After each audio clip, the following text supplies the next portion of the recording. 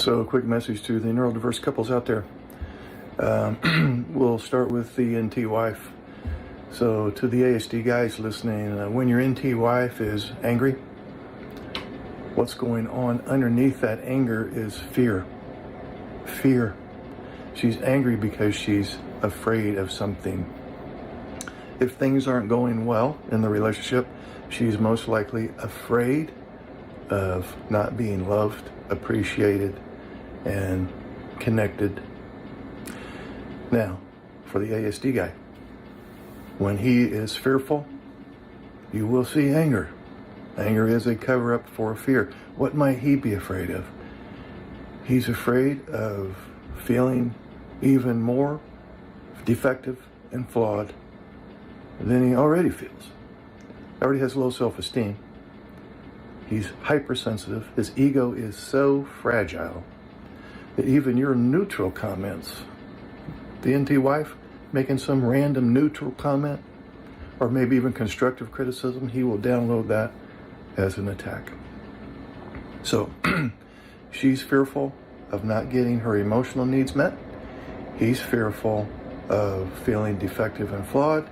And what you will see, you won't see the fear, you will see the anger, which is a response, a defense mechanism against the fear. In adults, autism can manifest itself in a variety of traits that are important to understand. One of the most common traits is difficulty with social communication and interaction. This can include challenges with verbal and nonverbal communication, making it harder for them to understand social cues, maintain eye contact, or engage in conversations of a social and/or emotional nature. Adults with autism may find it difficult to initiate or maintain relationships. Another trait is difficulty with executive functioning skills. Now, this can include challenges with planning, organizing, and time management. They may struggle to complete tasks or follow through on commitments, which can lead to feelings of frustration for both the ASD spouse and the neurotypical spouse. Repetitive behaviors and routines are also common. These behaviors usually only occur when the individual with ASD is experiencing a lot of anxiety, and some of the behaviors could include hand flapping, rocking back and forth, engaging in repetitive motions, pacing, staring off into space, shutting down, or melting down. Sensory sensitivities are also frequently observed. They may be highly sensitive to certain textures, smells, or sounds, which can make everyday experiences feel overwhelming or distressing. Additionally, many adults with ASD have intense interests or hobbies that they pursue with great focus and dedication, and these interests may be highly specialized and narrow, and they may struggle to engage with other activities or interests outside of that one passion. Empathy and understanding others' perspectives can also be a challenge for adults on the autism spectrum. They may struggle to pick up on sarcasm, irony, or humor, or have difficulty interpreting others' emotions and intentions. Finally, many adults with ASD may experience difficulty with self-regulation or emotional dysregulation, which can make it harder for them to manage their emotions and respond appropriately in different situations. So a quick message to the neurotypical spouses out there: by gaining a more detailed understanding of these traits and challenges, you can better support your autistic spouse through his challenges. So one of the prominent things that comes with ASD level 1, and actually levels 2 and 3 as well, is the need to be highly visually stimulated. That's 3 different things. It has to be fairly intense, it has to be pleasing, it has to be visual, and it has to be stimulating. Have you ever known your autistic husband, for example, to just sit and do nothing? Just sit in the backyard and talk about whatever? If you are on the autism spectrum, how long can you go without visual stimulation before you're bored as hell? And then that boredom is excruciating, and you got to go engage in your special interest, which is what? Is there a huge visual component there? So you don't hear about this in the literature anywhere, but you could, and I'm oversimplifying, I understand, you could think of ASD level 1, 2, and 3 as a condition where intense visual stimulation is sought after, and almost to the point where has an addictive quality to it. That's why the computer screen and his cell phone is such an important thing to him, because it is pleasing and it's visually stimulating. And if he doesn't have this very visual, stimulating, pleasant experience for very long, it's not long before his boredom sets in, which is excruciating for him, and he will do whatever he needs to do, even if it becomes somewhat socially inappropriate, to get back to his visual stimulation. Now that brings up a whole nother question. Which comes first? The special interest, in other words, hyper-focusing on his special interest for extended periods of time as a child, that then results in the lack of development of social skills? Or is it the lack of social skills, we're talking about childhood now, the lack of ability to fit in and to be a part of the group, that leads to his saying, ah, the heck with this, I'm going to just go find a special interest because I'm no good in the social department? So which comes first? That would be an interesting debate. So anyway, in summary, and I know it's way more complicated than this, but you could think of ASD as a condition where visual stimulation is sought after and almost becomes addictive. Do you ever get tired of looking at all the negative things associated with your ASD spouse? Here are just a few of the abilities associated with ASD level 1 or Asperger's syndrome. Visual, three-dimensional thinking. Most people on the autism spectrum are very visual in their thought processes, which lends itself to countless useful and creative applications. Logic over emotion. Although people with ASD are very emotional at times, they spend so much time computing in their minds that they get quite good at it, and they can be very logical in their approach to problem solving. Internal motivation. They're motivated internally as opposed to being motivated by praise, money, bills, or acceptance, which ensures a job done with conscience and with personal pride. Independent, unique thinking. People on the autism spectrum tend to spend a lot of time alone and will likely have developed their own unique thoughts as opposed to a herd mentality. High IQ. Many experts say that those with ASD often have a higher than average general IQ. Higher fluid intelligence. Scientists have discovered that people with ASD level 1 have a higher fluid intelligence than neurotypicals, which is the ability to find meaning in confusion and solve new problems and draw inferences and understand the relationships of various concepts independent of acquired knowledge. Focus and diligence. This is the autistic person's ability to focus on tasks for a long period of time without needing supervision or incentive. Attention to detail, sometimes with painstaking perfection. So people on the spectrum are a varied group of people who are mostly bright, funny, articulate, caring, logical, honest, and persistent, and who just happen to think and behave a bit differently. So a quick question to the neurodiverse couples out there, and I'm referring to both the ASD spouse and the NT spouse, so I'm not picking sides here. And this may sound a little sarcastic, and I want to apologize up front if it does. But what if you went 24 hours, both of you, without any whining, complaining, moaning, groaning, guilt tripping, blaming, or feeling sorry for yourself? I know that's a mouthful, and I know that's a lot. And of the bunch, the not feeling sorry for yourself will be the most difficult thing to not do. In fact, in the unlikely event you want to do this 24-hour experiment, it probably will pop in your head periodically, oh, I shouldn't be going through this. This is too hard. Why do I have to put up with this? And so when that happens, and you catch it, and you have the secondary thought of, oh, I'm not going to think like that for the next 24 hours. I caught it. I want to quickly remove that thought and replace it with something else. Then that's okay. So it's going to be impossible for you to just, break an old habit immediately and then stay out of that old habit for 24 hours. I'm not expecting that much. But honestly, I'm not trying to be funny or sarcastic. So here it is again. The question is, what if you, both of you, went 24 hours without any complaining, blaming, guilt tripping, or self-pity? It's not a rhetorical question. I really would like to know what you think would happen. Would it be, it's not going to matter? Or it might improve things a little bit, but not very significantly? Or, yeah, I'll do this little experiment and holy cow, we really had a good day. So maybe something to consider. And if you do try this little experiment, I would also be interested in knowing how it went.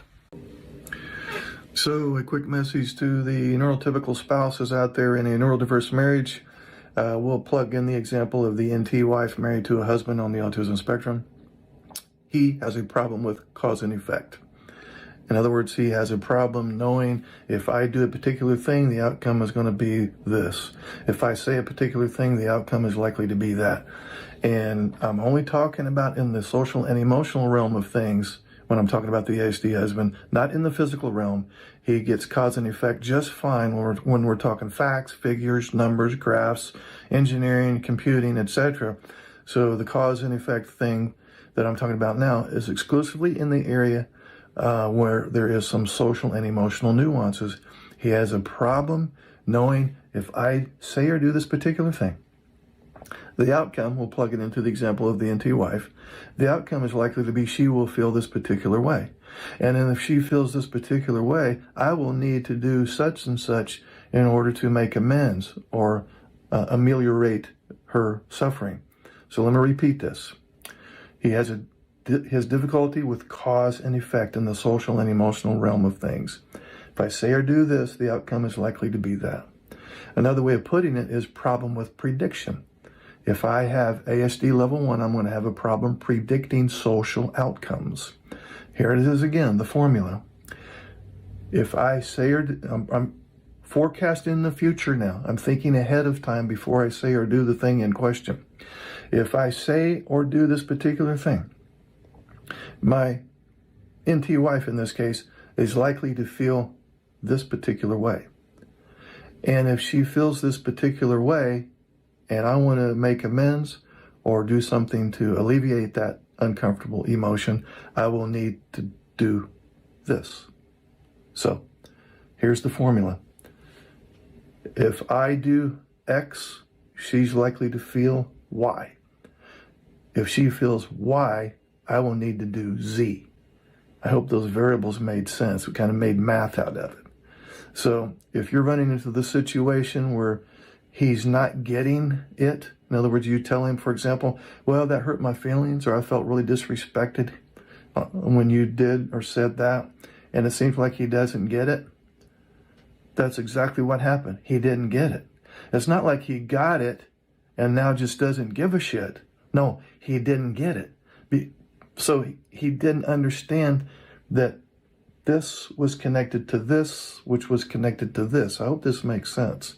So in summary, in the ASD individual, with specifically respect to social and emotional nuances, it's hard to predict outcomes. If I do this, the outcome is likely to be that. The empathizing systematizing theory suggests that there are cognitive differences between individuals with autism and neurotypical individuals, with the former being more inclined towards systematizing and the latter being more inclined towards empathizing. The empathizing systematizing theory offers a framework for understanding and categorizing cognitive styles in people. According to this theory, individuals fall on a cognitive spectrum, with empathizing at one end and systematizing at the other, with most people exhibiting a combination of both traits to varying degrees. Empathizing refers to the ability to identify and understand the emotions, thoughts, and feelings of others. And individuals who score high on empathizing tend to excel in social and interpersonal situations, showing a strong inclination towards understanding and connecting with others on an emotional level. They are often perceptive of nonverbal cues, empathic, and skilled at nurturing relationships. On the other hand, systematizing involves an inclination towards understanding and analyzing rules, patterns, and the structure of systems. Individuals with strong systemizing tendencies exhibit an aptitude for recognizing and exploring the underlying rules that govern various phenomena. They often excel in fields such as mathematics, engineering, and computer programming, where the ability to analyze and create systems is crucial. Now, while individuals possess a blend of empathizing and systematizing traits, some people demonstrate a more pronounced preference for one over the other. This cognitive profile may be linked to neurological differences, with individuals on the autism spectrum tending to exhibit higher systematizing and lower empathizing traits. Hey guys, this is Mark, and if you're in a neurodiverse marriage, you have probably noticed that you have a hard time resolving conflict, and the problems pile up in the closet, and they've been piling up for how long? Several years, decades. And so the reason that you're having a hard time resolving some of these marital issues are as follows. I have discovered in years of counseling couples that the main reason you don't resolve problems is because you try to fight too many problems at once. How's that been working for you? You haven't even been able to resolve one problem, let alone 3 or 4 at one time. Come on now. So the first order of business here to get you started on resolving conflict is for the two of you to sit down and pick a problem and try to address that one only. Which brings me to my second point.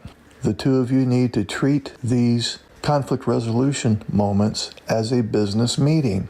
So that's point number 2. You're going to have a business meeting. You're going to treat one another the same way you would a coworker at work. You're going to then come up with one problem that the two of you agree is one of the top 3 problems. That's 3 things now, people. Pay attention. Just create a business meeting. The two of you are going to agree on a problem that lies in the top 3, and you're only going to work on that one problem for now. The other thing that gets in the way is the two of you will tend to want to try to resolve a problem when you're already mad. Dumb idea. That's point number 4. Only have this business meeting where you're addressing one problem that the two of you agreed is in the top 3 of all the problems. You're only going to discuss this when you're calm. Now we have 4 points now. Are you paying attention? The 5th point. We said we're going to conduct this like a business meeting. There's this thing called taking notes.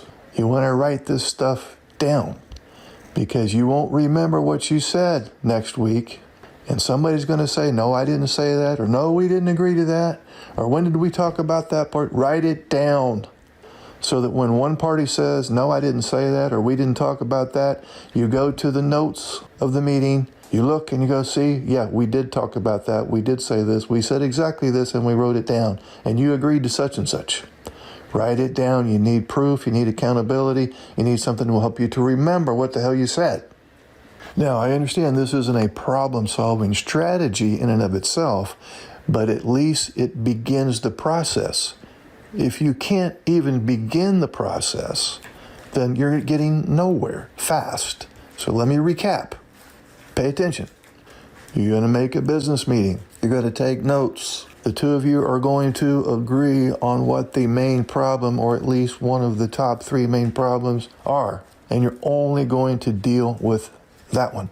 You know, the family is a business in a sense. You're, in many cases, if not most cases, you're raising children. You're trying to keep a household. You're paying bills. You're maintaining property and vehicles. It's a business in the fullest sense of the term, if you think about it. And so when you're trying to resolve marital issues, and the two of you are partners in this business, you have to treat it like a business. And people in the business meeting don't go into the meeting talking about how they feel about things. They don't go in expressing anger, resentment. They don't go in throwing blame. They try to be politically correct. They try to be open to compromise. They try not to offend anybody because they want their points to be well taken and they want their goals to be accepted. And so they present their case very tactfully, as should you. Now, if you will do these things, I can promise you at least the two of you can get to the table and start discussing some things. Hey guys, this is Mark. Actually, I should say, hey ladies, because this is a video for the NT wives. I think the title of this video will be All the Things You Did Right and the One Thing You Did Wrong. but the things you did right, well, were replete. You did many things right. And here's just a few. This is just a tiny smidgen of all the things you've done right. This video is not meant to criticize you, by the way. In fact, if anything, it's meant to compliment you and encourage you. Several things you did right. You tried to get him to reconnect. Let's say, for example, in the beginning, he was masking. I mean, not all people with ASD level 1 mask, but let's say, for sake of example, you found this guy and you had emotional reciprocity and things were going well. And so he masked and tried to present well. And one of his masking techniques was to be very connected. And so once he stopped masking, he also stopped connecting. And so you tried to get him to reconnect. Your intentions were good. There was no malicious intent there on your part, trying to get him to, well, we were getting along so well, and something happened, and now he's involved in his special interest over here, and I don't feel important anymore. And so you tried really hard to get him back in the game. Yeah, that was a good thing. That's something you did right.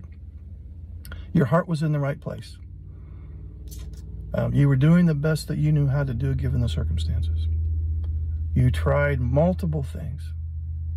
You did your research online. If you're watching this video, obviously you're online researching ASD level 1, or you've been on this road for a long time and you're just kind of trying to continue to figure it out. You love this guy. We're using the NT wife and the ASD husband as the example. You love this guy. You respect him. You care about him. You may have even gotten angry with him, but even that was something that you were doing right, in my opinion. You weren't getting angry because you were trying to push him away. You're getting angry to try and pull him in. So I could go on for easily another 15 or 20 minutes pointing out all the things that you did right. The summary is this. You love the guy. You care about the guy. He's super important to you. The marriage is important to you. You've tried really hard to reestablish trust, reestablish a bond, reestablish hope, reestablish safety in the marriage. God bless you. You gave it your best shot. The one thing you did wrong, you assumed that he didn't care. You assumed that, well, all of this disconnectedness and this lack of emotional reciprocity is because he's selfish, insensitive, uncaring, narcissistic. No.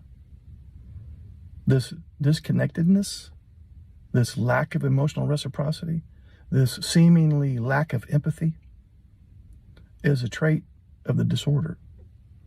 ASD level 1 is a disorder such that the social and emotional brain is underdeveloped. So he doesn't match you with social and emotional intelligence. You're way up here.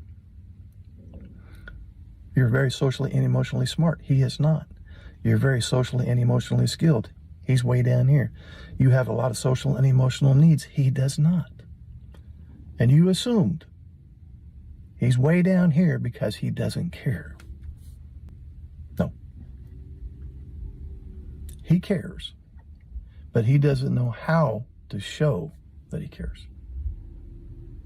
What would be helpful would be to ask her, and we want to keep this fairly simple.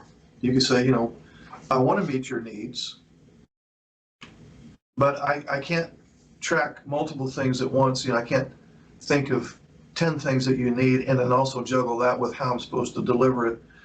So it would be helpful if we could start small and you give me one of what might be one of your top 3 needs that you want me to meet. So that's your first line. Here's your second line. So it would be helpful to me if we could play this game, and that is, if you were to videotape me doing what you want me to do for this one need that you just mentioned, what exactly would I see? So there's 2 lines, and I want to meet your needs. I'm a little confused as how to do that. it would be helpful to me if we pick one so I can begin practicing. And she picks one. Okay, well, I got many, but we'll start with this one. Okay, so if we video recorded me meeting that need in a way that you want, what would we see in that movie? Oh, well, I would see you walking in the door, giving me a hug, giving me a kiss, and then rubbing my shoulders as I wash the dishes. So now she's giving you some concrete visual things. And she'll have to think about it because she may not really know what she wants or needs either. She has a general sense, well, I need you to be more empathic. If I were to videotape me being empathic, what would I see exactly? Now she's got to figure it out and narrow it down and verbalize it. But if she can put it out there, now you know exactly what it looks like when Joe provides an honest attempt at meeting need number one that she's starting with as you're beginning your practice. So you can think of ASD, and you should think of ASD as a disorder where the individual has an emotional skills deficit. And this causes a problem for the NT wife, the neurotypical wife. So if you are married to somebody who is autistic or has Asperger's syndrome, same thing, then you're with somebody who does not need to have ongoing deep emotional connection like you do. You, the NT wife, you have to have that. It's a requirement. It's not a luxury or a bonus. You have to have that in order to be mentally and physically healthy. Your autistic husband does not have to have ongoing deep emotional connection. He could go all year and not talk about feelings. He could go an entire lifetime and not cry. The reason I'm bringing this up is because I want you to understand that if you don't have a particular asset or a particular skill, then you don't need to engage in that particular activity associated with that skill. For example, I don't have wings and I can't fly, and it doesn't matter because I can walk, jog, run, ride a motorcycle, ride a bike, ride a car. I've got other ways to get around. But if I had wings, I was born with wings, I was wired to fly, and for whatever reason I can't fly, I can't live up to my potential. I can't use the thing that I was designed to use, and I'm going to suffer as a result. I'm somebody with wings and I can't fly. That's going to be depressing. It's going to cause a large amount of mental and physical problems for me because I'm not living up to my potential. I'm not using the thing that I was born to do. That's the NT wife. She was born to have emotional connection. She's a caretaker, she's a nurturer, she's empathic, she's intuitive. And if she can't use that ability and that skill with her, in this case, autistic husband, she's not living up to her potential. She's not living the way that she was designed to live. And that's why there is so much suffering for the NT wife, not so much for the ASD husband. He may not know exactly what he's supposed to do. You may have been very vague. You didn't think you were being vague. If you described that same thing to one of your very intuitive girlfriends, she wouldn't think it was vague. He's going to think it's vague. So he may not know exactly what he's supposed to do. And what if he delivered now that he knows? Would you want to waste that opportunity? If he can't or won't deliver, you need to know that too. If you were going on just you were going on a tour, a hiking trip in Colorado, I'm just making this up, and you were going to have a tour guide, and you met up with this tour guide in the parking lot of the park, and there was going to be an all-day hiking thing. You would want to know if you can count on him to walk you through that. You wouldn't just go, well, I just hope this guy knows what he's doing. You'd probably go, how often have you been doing this, and how many clients have you had, and is there some certification that comes with? You would inquire. You would want to make sure that he's going to be able to walk with you and get you back safely. No different with your husband. You need to know where he stands with you and his level of commitment for your sanity and your safety. Hey, this is going to be a real startling thing to hear. I don't think you're doing anything wrong there. She's not going to want to hear that. By the way, you didn't trick anybody. You're not a magician. She's giving you way more credit for having skills up your sleeve than you have. Now, you did present differently in the early going of the relationship than you did later for reasons that I just stated a little bit ago. Even neurotypical people do that. So what's up with, this is my assessment, is that when it comes to, business and formal relationships, you do a good job, and I'm not going to use the term masking. You do a good job of putting on your best face, being on your best behavior. Mm-hmm. But then when you're with your wife and close friends, this is why I say this part here is there's nothing wrong with this. When you have close friends and with your wife, you feel comfortable with them. You don't need to feel like I got to put on this front. So you finally relax and be yourself around them. So when they say, well, when I first met you, you were this way and now you're this other way, it's because the first time you met me, I was trying to put on a good front. And now that I'm kind of more relaxed and feel safe in this relationship, I'm just willing to be myself. I don't see anything wrong with either ends of that spectrum. It might create a problem for you because maybe when you let your true colors show, some people don't like those colors. Sure. Those are the people you can avoid. You're the same person now that as you were then. So that's point number one. Point number two is when she says, well, you're only good for socializing for a limited amount of time, you're goddamn right. What's the big surprise? If he has low social and emotional intelligence, he's going to have low social and emotional skills, and he's going to have low social and emotional needs. He can go all year without talking about feelings, and he can meet your needs without knowing how you feel.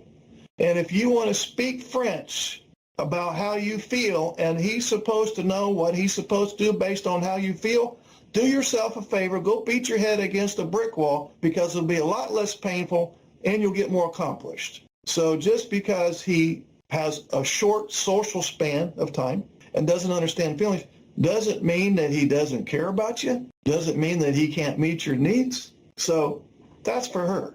Let's imagine that you got shipwrecked on a remote island and it was just you and this other lady. And she speaks Chinese and you speak Russian, okay? And neither one of you know the other language, but you know enough of how Chinese sounds that you know she's speaking Chinese, you just not sure what she's saying. She knows enough about how Russian sounds that she knows you're speaking Russian, but she doesn't understand what you're saying. What would you do in that situation? Probably would be using some version of rudimentary sign language. You would be pointing to things, and you would be using your particular language as you're pointing to things or whatever. So there would be a huge visual component. And also, as both parties are kind of pointing and demonstrating physically with their arms and whatnot, they're speaking their language, and so the other person kind of gets some idea of what a particular word is based on what you're pointing to or whatever. For example, let's say that you can see over in the distance that there's a thunderstorm coming, really super dark clouds and lightning, and you look to this lady that speaks Chinese and you point, and you're talking and demonstrating, see, thunder, lightning, you and me probably need to find cover over there. And so you're speaking Russian as you're using sign language, so to speak, and she kind of gets it. So the whole point to this is, I'm going to make up a term, logic. I'm going to call it logic-ease. She operates mostly through the emotional lens. We're going to call it emotion-ease. You're stuck with somebody who speaks almost only emotion-ease, and you're a person who speaks almost only logic-ease. And so the two of you are not speaking the same language, and she doesn't get you. She expects you to get her, doesn't she? You're supposed to know what I want. You're supposed to know how to behave. You're supposed to know what I'm feeling and why. You're supposed to be able to read my mind and my emotions. I know I'm being sarcastic, but not much. She doesn't get you either. She doesn't get your logic. She doesn't get your why you think the way you do, why you feel the way you do, why you behave the way you do, why you have certain opinions. The moral to the story is this. That's why a long way around the bush to get to this point. One of the things that you can do if you're so inclined, and you have compassion, you have empathy, don't let anybody tell you otherwise. You can think in terms of, okay, I'm with a lady that speaks emotionese, and she has very little clue about me and how I operate. And so instead of getting upset with her like she has done with me, how many times? Lost count. I'm going to muster up a little grace and mercy, compassion, patience in that moment and realize she just doesn't speak my language. And I'm going to work really hard at not getting angry with her for not speaking my language. She's stuck in the language of emotionese. She's stuck there. She can't crawl out of her skin and crawl into your skin and look out of your eyeballs and use your brain. She doesn't have much of a clue about you, and she will never have much of a clue about you. And that's not necessarily her fault, because you don't understand her either a lot of the time. Some things you do, of course. But there has been times where you think, God, she's so overly emotional and irrational. And why would she feel that way? And why would she want us to do that? So it's confusion, two-way street. It's a two-way street. And so the point is, again, in those moments where you're so frustrated with her, and especially when you're downloading her words and behavior as she's belittling you and being critical of you, try, guys, in those moments to be thinking, okay, here we go. Just like this Chinese and Russian people on the island, she's speaking emotionese, I'm speaking Russian. We're not going to have a meeting of the minds much here. We're very rarely on the same page. And so instead of me getting aggravated that she's not speaking my language, I'm just going to have some grace and mercy in that moment and realize she's speaking emotionese. She doesn't get me. I'm not going to allow myself to get bent out of shape given the dynamics here. When next time you're frustrated with your wife, look at her as a foreigner and who doesn't get you. And I think if you will do that, she won't push your buttons as bad. We want to think in terms of grace and mercy. That's the big message here. She's downloading things a particular way. You're not causing her download.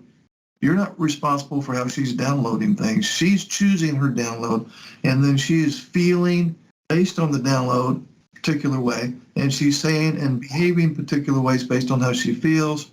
So I'm going to have a little grace and mercy and realize I don't have any control over that. It's a shame that she is so miserable. I'm going to take the high road here and realize, I would hate to be her, where I'm always suffering so much in this way.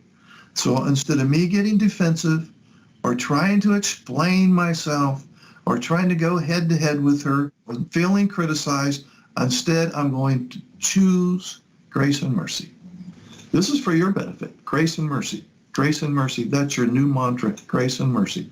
And so what I'm going to do is I'm going to extend a little mercy in this situation when she gets done talking, which is I'm going to avoid getting defensive and getting angry back and explaining and then ridiculing her. So that's what she's doing to me right now. I'm listening to it as I see her, and I'm not going to do the same thing to her. That's mercy in the moment. Mercy in the moment. You're going to realize I don't need to be taking this behavior as personally like she's been doing. She has taken my autistic traits personally. She's so locked into the emotional brain that it's hard for her to muster up logic. Not that she doesn't have any logic, but she basically, when she's upset, she doesn't have any logic. And so she has her own mind blindness too. That's how she's wired. And I'm not going to take it personally anymore. She can't help her wiring any more than I can help my wiring.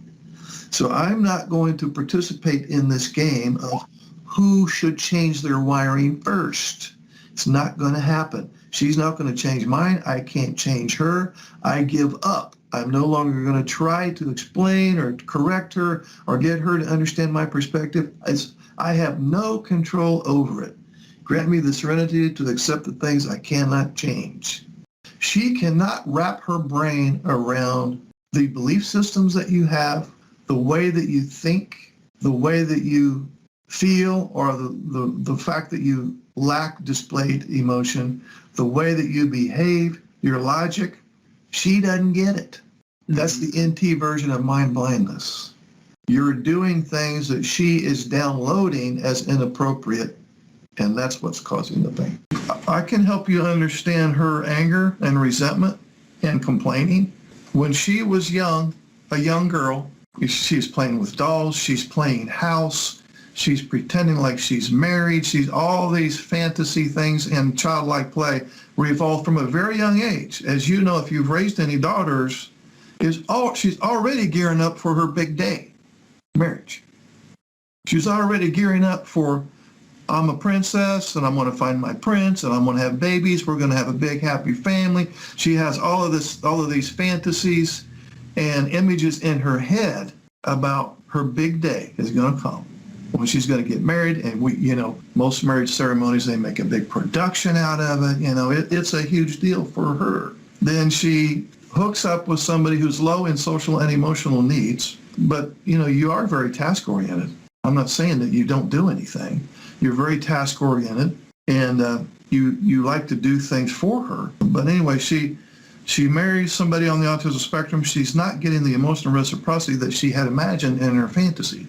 And so, as sarcastic as this sounds, and this probably is the case with your wife, she feels kind of ripped off. It's like, I got tricked, I got fooled, I've been cheated out of my dream. This is not what I signed up for. This is not at all what I was expecting as a 16-year-old girl that was already looking forward to someday, having a family and whatnot. You weren't having that thought at 16 years old.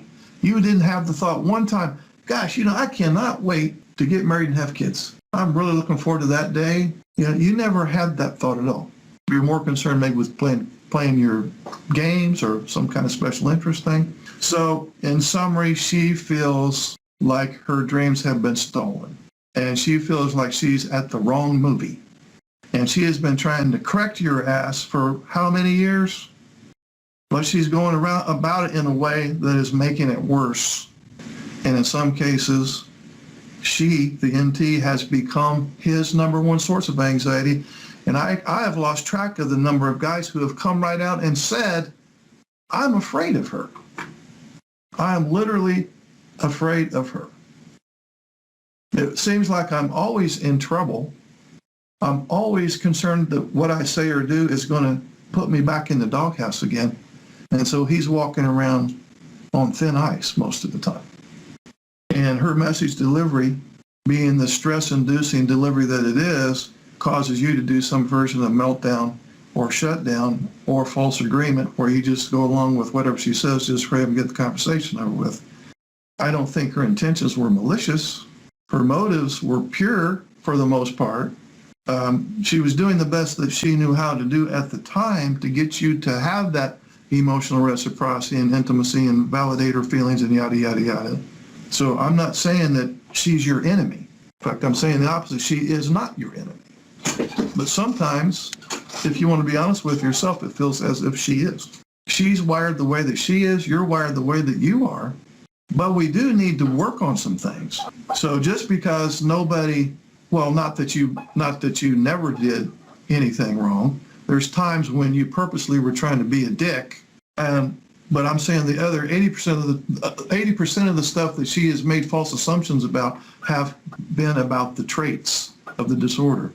But just because you may have some traits of the disorder or condition, that doesn't give you a license to just say, and I know you wouldn't do this, it doesn't give you a license to say, well, that's just the way I'm wired, and you just, that's just how I am. So if I have these meltdowns, well, that's, you're just going to have to live with it. We know that we're not saying that.